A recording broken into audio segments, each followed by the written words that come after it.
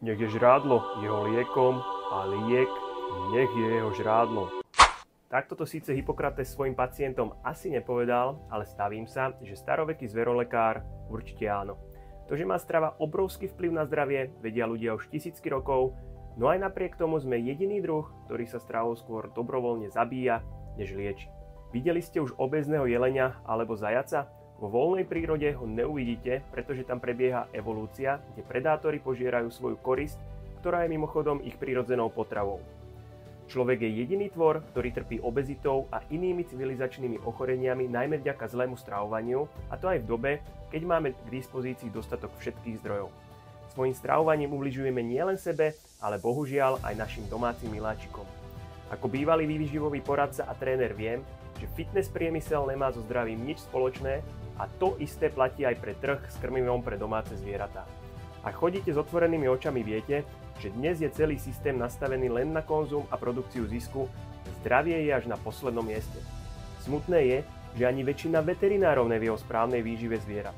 Stačí prísť do náhodnej ordinácie, kde uvidíte prémiové veterinárne granule, no a práve tie sú skôr jedom ako liekom.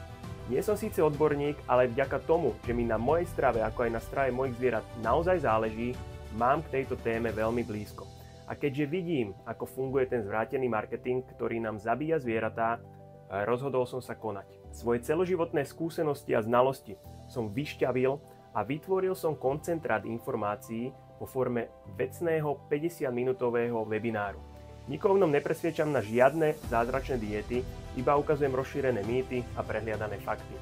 Na základe týchto informácií sa môže každý slobodne rozhodnúť, ako s nimi naložiť.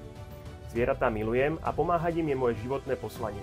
Už roky šírim osvetu a robím zbierky pre útulky, no tentokrát chcem pomôcť všetkým milujúcim majiteľom zvierat, ktorí majú svoje chlpaté poklady doma. Informácie vo webinári majú hodnotu stoviek eur, dovolím si povedať, že niekedy aj cenu života. Cena webináru je však iba symbolických 11 eur, pričom ako vždy výťažok z predaja pôjde na dobrú vec. Ber to ako vzdelanie a investíciu do zdravia tvojho chlpáča, garantujem ti, že nebudeš ľutovať. A ak náhodou áno, vrátim ti peniaze. Budem ti veľmi vďačný, ak túto kampaň podporíš a pomôžeš mi osloviť čo najviac majiteľov psov a mačiek, pre ktorých to všetko robím. Webinár má názov Nekrm len svoje zviera, nakrm svojho priateľa.